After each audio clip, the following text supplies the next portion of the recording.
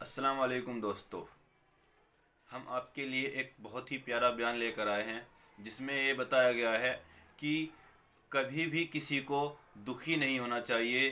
اللہ سب کا امتحان لیتا ہے، کیونکہ اللہ نے ایک بار حضرت محمد صلی اللہ علیہ وسلم کا بھی امتحان لیا ہے۔ اس کو بیان فرمایا ہے قاری احمد علی صاحب نے، اور یہ بہت ہی پیارا بیان ہے دوستو۔ اگر ہمارا بیان آپ کو پسند آئے تو ہمارے اس بیان کو لائک کریں اور ہمارے چینل کو سبسکرائب کریں اور بیل آئیکن کو پریس کرنا بالکل مت بھولیے گا۔ تو آئیے چلتے ہیں بیان کی طرف۔ قابل صد احترام بزرگان دین، علماء کرام، میرے عزیز ساتھیوں،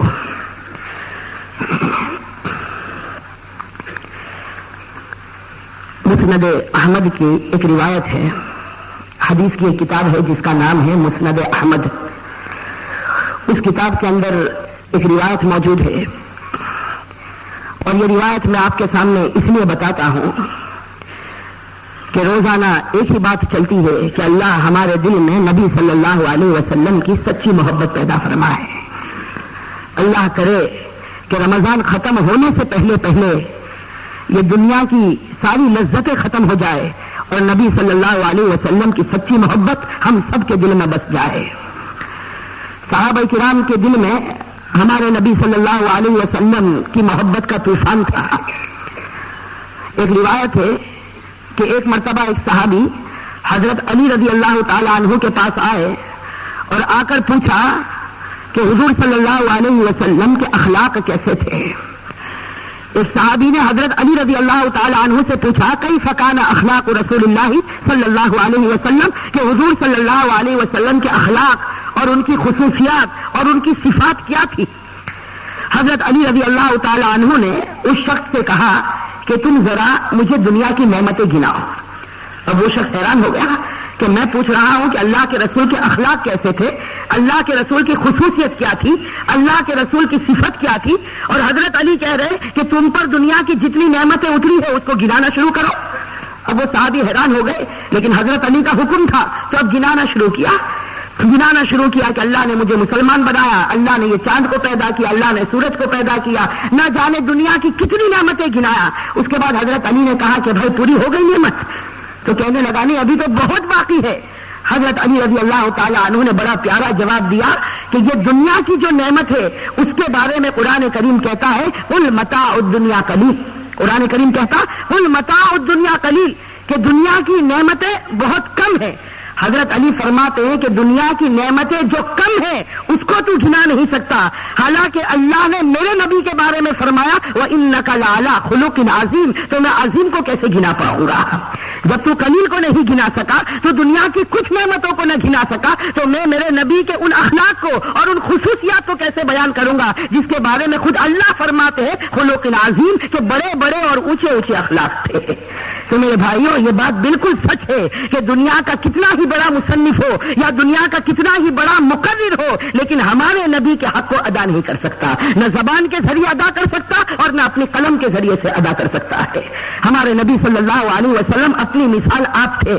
خیر، مجھے جو بات اصل بتانی ہے وہ یہ کہ مسند احمد جو ایک حدیث کی کتاب ہے اس میں روایت ہے کہ ایک مرتبہ کچھ یہودی ہمارے نبی کریم صلی اللہ علیہ وسلم کے پاس آئے اور آ کر ایک سوال کیا۔ یہ اصل روایت مجھے اس لیے یاد آئی کہ آج تراویح میں سورہ کہف ختم ہوئی، گزشتہ کل شروع ہوئی تھی اور آج سورہ کہف الحمدللہ ختم ہوئی۔ تو مسند احمد میں روایت ہے کہ کچھ یہودی ہمارے نبی صلی اللہ علیہ وسلم کے پاس آئے اور آ کر کہنے لگے کہ اے اللہ کے رسول، اب وہ یہودی تھے، وہ تو مانتے نہیں تھے، کہنے لگے اے محمد، ہم 3 سوال آپ کے سامنے رکھتے ہیں، آپ ان تینوں سوال کا جواب ہمیں دے دیں۔ اب وہ کچھ یہودی تھے، اللہ کے رسول صلی اللہ علیہ وسلم سے کہہ دیا کہ ہم 3 سوال پوچھیں گے، آپ 3 جواب ہمیں دے دیں۔ یہودیوں نے پہلا سوال پوچھا کہ اے محمد یہ بتاؤ کہ روح کیا چیز ہے، انسان کے بدن میں جو روح ہے وہ کیا چیز ہے۔ دوسرا سوال یہ پوچھا کہ یہ اصحاب کہف کون تھے، سورہ کہف کے اندر جن نوجوانوں کا تذکرہ ہے تو یہ کون تھے اور کہاں سے آئے تھے۔ اور تیسرا سوال یہ پوچھا کہ ذوالقرنین یہ کون سا بادشاہ ہے۔ 3 سوال ان یہودیوں نے پوچھا۔ ہمارے نبی صلی اللہ علیہ وسلم نے ان یہودیوں سے کہا کہ ابھی چلے جاؤ، کل آ جانا، میں تمہیں جواب دے دوں گا۔ کل آ جانا میں تمہیں جواب دے دوں گا۔ روایت کے اندر ہے کہ دوسرے دن یہودی پہنچ گئے اور ہمارے نبی صلی اللہ علیہ وسلم کو وحی کے ذریعے سے کچھ بھی بتایا نہیں گیا، تو ہمارے نبی صلی اللہ علیہ وسلم نے معذرت کر دی، معافی چاہی کہ مجھے جواب معلوم نہیں ہے، کل آ جانا، کل بتا دوں گا۔ روایت کے اندر ہے کہ ہمارے نبی روزانہ یہ کہا کرتے کل آ جانا، کل بتا دوں گا، اور نبی صلی اللہ علیہ وسلم پر وحی بالکل رک گئی۔ اب سوچو میرے بھائیوں، کبھی کبھی اللہ تبارک و تعالی ہمارے نبی کا بھی امتحان لیتے تھے، اور جب امتحان میں کامیاب ہو جاتے تو گلے سے لگا لیتے تھے۔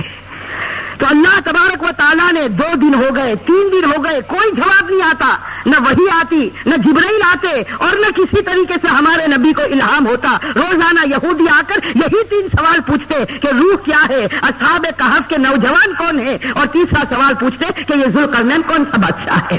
اور ہمارے نبی صلی اللہ علیہ وسلم روزانہ کا وعدہ کرتے اور کہتے کل بتا دوں گا۔ روایت کے اندر ہے اب ہمارے نبی صلی اللہ علیہ وسلم کی عجیب بے چینی شروع ہو جاتی، عجیب بے چینی شروع ہو جاتی، نہ رات کو آرام ہے نہ دن کو آرام ہے، بس ایک ہی خیال ہے کہ آخر اللہ تعالیٰ مجھ سے ناراض تو نہیں ہو گئے، ایک ہی فکر ہے کہ کہیں میرا پروردگار مجھ سے ناراض تو نہیں ہو گیا کہ نہ جبرائیل آتے ہیں اور نہ وحی آتی ہے، میں ان یہودیوں کو کیا جواب دوں گا۔ روایت کے اندر ہے کہ برابر ہمارے نبی صلی اللہ علیہ وسلم اسی فکر کے اندر تھے کہ ایک مرتبہ اپنے گھر سے نکلے، گھر کے باہر نکلے تو ابو لہب کی بیوی جس کا نام ام جمیل ہے وہ کھڑی تھی، اس نے جب ہمارے نبی کے چہرے کو دیکھا سمجھ گئی کہ پریشان ہے، تو فوراً کہا کہ اے نبی، اے محمد، فکر مت کر، ہمیں تو یقین ہی تھا کہ تیرا خدا تجھے ایک دن چھوڑ دے گا، ہمیں تو یقین تھا کہ ایک دن تیرا پروردگار تجھے چھوڑ دے گا، اور آج تیرے خدا نے تجھے چھوڑ دیا ہے۔ روایت کے اندر ہے کہ یہ جملہ سن کر ہمارے نبی صلی اللہ علیہ وسلم کے دل میں بڑی تکلیف ہوئی، بڑا دکھ ہوا۔ روایت کے اندر ہے کہ برابر 40 دن گزر گئے، ہمارے نبی صلی اللہ علیہ وسلم کے پاس جبرائیل نہیں آئے، 40 دن گزر گئے، ہمارے نبی صلی اللہ علیہ وسلم کے پاس جبرائیل نہیں آئے۔ میرے بھائیوں، اللہ کے رسول صلی اللہ علیہ وسلم ہی کا وہ دل جانتا ہے کہ ایک ایک لمحہ کیسا گزرتا ہوگا، ایک ایک گھڑی کیسے گزرتی ہوگی، بس ایک ہی فکر تھی کہ کہیں میرے خدا مجھ سے ناراض تو نہیں ہو گئے۔ روایت کے اندر ہے کہ 40 دن گزرنے کے بعد ہمارے نبی صلی اللہ علیہ وسلم اپنے کمرے مبارکہ میں بیٹھے تھے، اپنے حجرے مبارکہ میں بیٹھے تھے کہ اچانک حضرت جبرائیل علیہ الصلوۃ والسلام وہاں پر آتے ہیں۔ حضرت جبرائیل وہاں پر آتے ہیں، ہمارے نبی صلی اللہ علیہ وسلم کا چہرہ خوشی کے مارے چمکنے لگتا ہے۔ حضرت جبرائیل علیہ الصلوۃ والسلام آتے ہیں اور کتنے پیار سے کہتے ہیں، اس لیے کہ نبی پریشان تھے، نبی کا دل دکھ رہا تھا۔ ہمارے جبرائیل علیہ الصلوۃ والسلام آتے اور ہمارے نبی صلی اللہ علیہ وسلم کے سامنے کہتے ہیں کہ آج اللہ تم سے بہت راضی ہے، آج اللہ تم سے بہت راضی ہے، اور یہ آیتیں اللہ تمہیں ہدیے کے طور پر دیتا ہے، کچھ آیتیں لے کر آیا ہوں، یہ اللہ تمہیں بطور تحفے کے دیتا ہے۔ اور پھر حضرت جبرائیل وہ آیتیں سناتے ہیں جو ہم اکثر سنا کرتے ہیں۔ حضرت جبرائیل یہ آیتیں سنانا شروع کرتے ہیں، وَالضُّحَىٰ وَاللَّيْلِ إِذَا سَجَىٰ مَا وَدَّعَكَ رَبُّكَ وَمَا قَلَىٰ۔ حضرت جبرائیل علیہ الصلوۃ والسلام کہتے ہیں کہ اے نبی، آج خدا تم سے اتنا خوش ہے، اتنا خوش ہے کہ آج تمہارے چہرے انور کی قسم کھاتا ہے۔ والضحیٰ، اے نبی تیرے چہرے کی قسم، واللیل اذا سجا، اور اے نبی تیرے زلف مبارک کی قسم، تیرے بال مبارک کی قسم۔ اور آگے اللہ فرماتے ہیں اے نبی فکر مت کر، ما ودعک ربک وما قلی، تیرے پروردگار نے نہ تجھے چھوڑا ہے اور نہ تیرا پروردگار تجھ سے ناراض ہے۔ یہ تیرا خدا نہ تجھے کبھی چھوڑے گا اور نہ کبھی تجھ سے ناراض ہوگا۔ روایت کے اندر ہے کہ ہمارے نبی صلی اللہ علیہ وسلم جب یہ انعام دیکھتے ہیں کہ آج میرا خدا میرے چہرے کی قسم کھاتا ہے، آج خدا میرے بالوں کی قسم کھاتا ہے، اور آج خدا وعدہ کرتا ہے کہ نبی تجھے کبھی نہیں چھوڑوں گا، تجھ سے کبھی ناراض نہیں ہوں گا، تو ہمارے نبی پوچھتے ہیں کہ جبرائیل اتنا تو بتاؤ کہ 40 دن گزر گئے تم میرے پاس آئے کیوں نہیں؟ اللہ کے رسول پوچھتے ہیں کہ جبرائیل اتنا بتا دو کہ 40 دن گزر گئے، وہ 3 سوالوں کے مجھے جواب دینے ہیں، تم میرے پاس آئے کیوں نہیں؟ روایت کے اندر ہے کہ حضرت جبرائیل کہتے ہیں کہ اس کا جواب بھی خدا نے دیا ہے، اس کا جواب بھی اللہ نے دیا ہے کہ 40 دن ہو گئے اور میں آیا کیوں نہیں۔ حضرت جبرائیل علیہ الصلوۃ والسلام جواب دیتے ہیں، کہتے ہیں کہ اللہ فرماتا ہے وَلَا تَقُولَنَّ لِشَيْءٍ إِنِّي فَاعِلٌ ذَلِكَ غَدًا إِلَّا حضرت جبرائیل کہتے ہیں کہ خدا نے جواب دیا کہ تم نے ان یہودیوں سے کہا تھا میں کل جواب دوں گا، تمہیں یہ نہیں کہنا تھا کل جواب دوں گا، یہ کہنا تھا انشاءاللہ کل جواب دے دوں گا۔ تم سے اتنی چوک ہو گئی کہ تم نے ان یہودیوں سے کہہ دیا میں کل جواب دوں گا، تمہیں یہ نہیں کہنا تھا کل جواب دوں گا، یہ کہنا تھا انشاءاللہ کل جواب دے دوں گا۔ تم سے اتنی چوک ہو گئی کہ تم نے ان یہودیوں سے کہہ دیا میں کل جواب دوں گا، پھر انہوں نے پوچھا تم نے کہا کل جواب دوں گا۔ قرآن کریم کہتا وَلَا تَقُولَنَّ لِشَيْءٍ إِنِّي فَاعِلٌ ذَلِكَ غَدًا إِلَّا أَن يَشَاءَ اللَّهُ، کہ اے نبی اتنا کہتے کہ انشاءاللہ کل جواب دوں گا تو خدا فوراً جواب دے دیتا، اس لیے کہ تم نے معاملہ خدا کے حوالے نہیں کیا۔ یہ کہہ کر پوری امت کو یہ سبق سکھایا گیا کہ پوری امت کو چاہیے کہ اپنا معاملہ خدا کے حوالے کر دے، اپنا معاملہ خدا کے حوالے کر دے۔